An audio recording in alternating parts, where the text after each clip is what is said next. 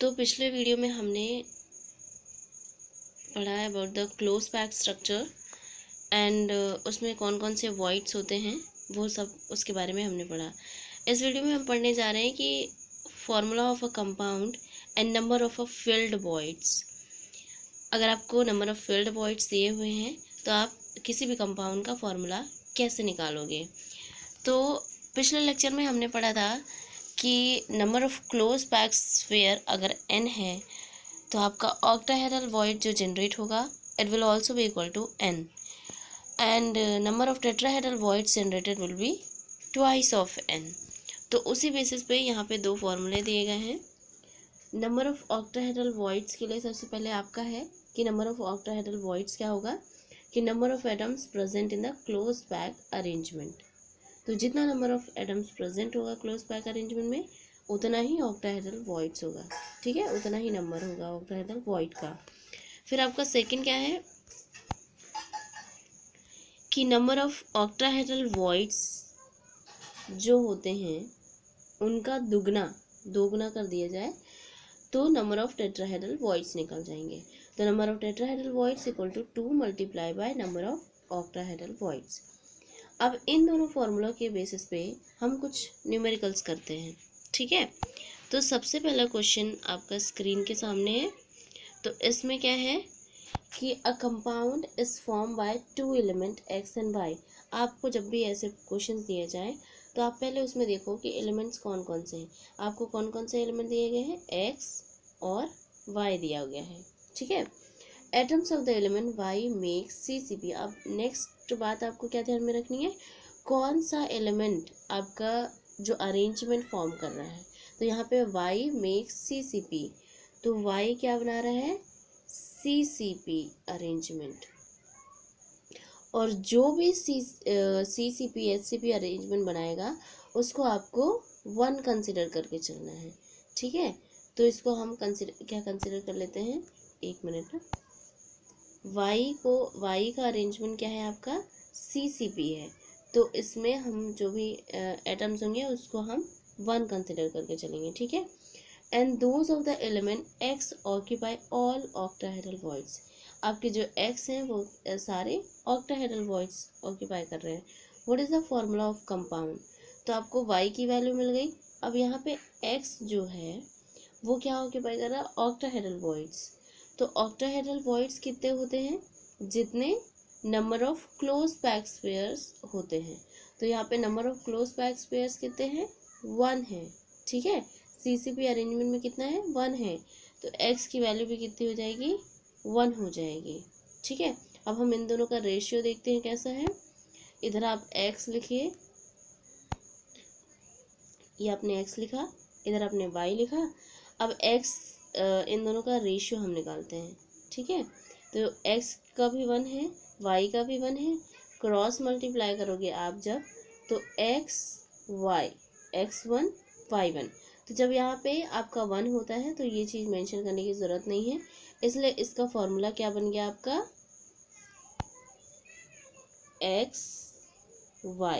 xy is the formula of this compound, okay. अगर आपको ये समझना आया हो तो एक और क्वेश्चन करते हैं हम। जैसे आप नेक्स्ट क्वेश्चन देखो स्क्रीन पे, ये किसी एग्जाम में आया हुआ क्वेश्चन है। आप यहाँ पे देखो, atom of element B form HCP lattice. अब आपको सबसे पहले लाइन पढ़ने के साथ साथ ही आपको पता चल गया कि कौन सा एलिमेंट जो है HCP बना रहा है। तो B जो है आपका क्या फॉर्म कर रहा है, HCP। तो B की वैल्यू कितनी हो जाएगी, 1 हो जाएगी, ठीक है। And those of the element A occupy 2/3 of tetrahedral voids. एक आपका B है, एक आपका A है। तो इसने क्या बोला कि element A occupy 2/3 of tetrahedral voids. तो A की वैल्यू कितनी हो जाएगी, 2/3 ऑफ टेट्राहेड्रल वॉइड्स। तो टेट्राहेड्रल वॉइड्स कितने होते हैं, ट्वाइस ऑफ ऑक्टाहेड्रल वॉइड्स। और ऑक्टाहेड्रल वॉइड्स कितने होते हैं, number of close pack sphere.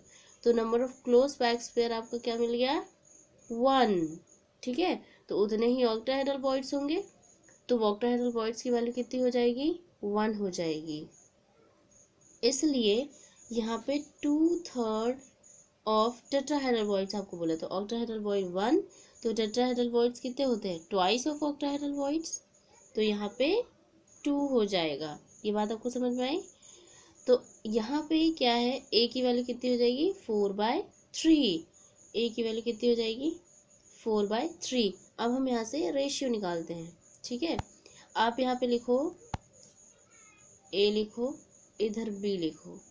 ए की वैल्यू कितनी आई थी, 4/3, और बी का वैल्यू कितना था, 1। अब हम रेशियो निकालते हैं तो कितना हो जाएगा, यहाँ से आपका फॉर्मूला हो जाएगा A4B3। जब आप रेशियो निकाल रहे थे, ए का कितना था 4/3 और बी का कितना था 1, तो यहाँ से आप A4B3 आपका ये फॉर्मूला हो जाएगा, ठीक है। ये आपका फॉर्मूला हो गया। फिर हम इसी तरह से, और इस टॉपिक पे बहुत सारे क्वेश्चंस पूछे जाते हैं। ये आपका एक और क्वेश्चन है जो मैं आपके लिए लेके आई हूँ। तो यहाँ पे आप देखिए, ये क्वेश्चन बहुत इंपॉर्टेंट है और ये बहुत सारे एग्ज़ाम में पूछा भी जा चुका है, ठीक है। और आपका जो बोर्ड एग्ज़ाम होता है उसमें भी ऐसे क्वेश्चंस पूछे जाते हैं। तो आप पहले क्वेश्चन देखिए ध्यान से। In a mineral spinel having the formula, आपको एक स्पिनल का फॉर्मूला दिया हुआ है, ठीक है, MgAl2O4। Oxide ion are arrange in the cubic close packing. आपको पहली लाइन पढ़ने के साथ साथ आपको मिल गया, हिंट मिल गया। यहाँ पे क्या बोला है, oxide ion are arrange in CCP cubic close packing, ठीक है। तो यहाँ पे ऑक्साइड आयन कितने हैं, ऑक्साइड आयन आपके 4 हैं, ठीक है, 4 ऑक्साइड आयन है, ठीक है। तो यहाँ पे ऑक्साइड आयन का क्या है, CCP अरेंजमेंट है, ठीक है। तो आपका CCP अरेंजमेंट का वैल्यू दे दिया है। वहाँ आपने पिछला क्वेश्चन जो किया था वहाँ पे वैल्यू नहीं दिया था, तो हम 1 कंसिडर करके चलते थे। अब यहाँ पे आपका एटम कितना हुआ है, यहाँ पे ऑक्सीजन देखिए 4 है, ठीक है, जो स्पिनल है उसमें ऑक्सीजन की वैल्यू 4 है, इसलिए हम CCP कितना मान के चलेंगे, 4 कंसिडर करके चलेंगे। तो जब आपका CCP अरेंजमेंट में 4 मिल गया आपको, तो जितना आपका CCP अरेंजमेंट होता है उतना ही आपका ऑक्टाहेड्रल वॉइड्स भी होते हैं। तो CCP आपको कितना मिला, 4। तो ऑक्टाहेड्रल वॉइड्स कितने हो जाएंगे, that will also be equal to 4, ठीक है।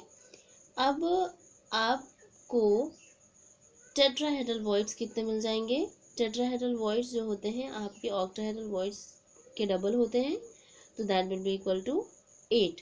तो फर्स्ट लाइन पढ़ने से हमको क्या मिला, CCP कितना है, ऑक्टाहेड्रल कितना है और टेट्राहेड्रल कितना है, ठीक है। अब हम नेक्स्ट लाइन पढ़ते हैं और देखते हैं कि नेक्स्ट इन्फॉर्मेशन हमें क्या मिलती है। तो यहाँ पे क्या है, oxide ion are arrange in a cubic close packing, Mg2+ ion occupy tetrahedral voids.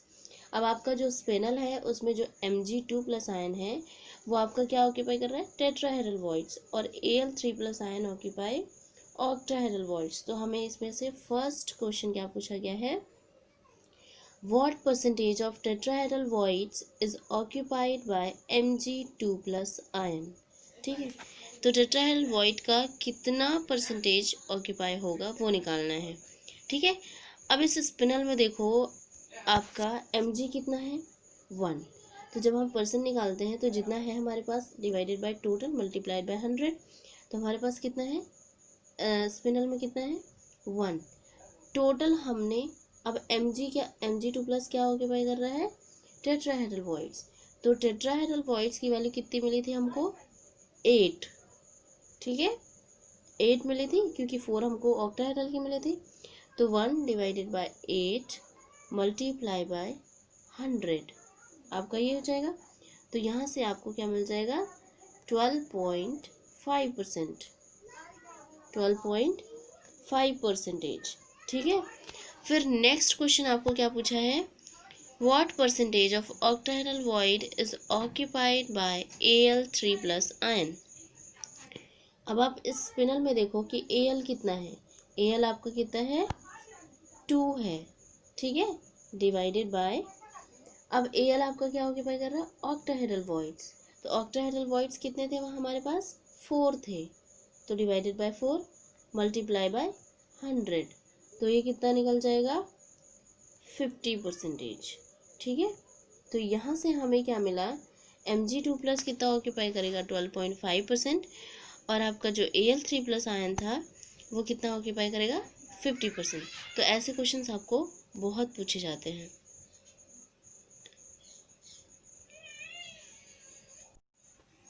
So this was all about today's lecture.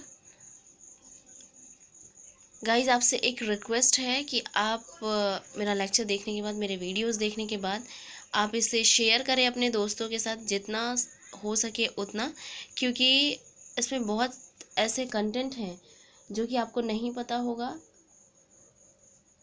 और आप मेरे चैनल को सब्सक्राइब कीजिए जिससे मेरे चैनल का नोटिफिकेशन आपको सबसे पहले मिल सके।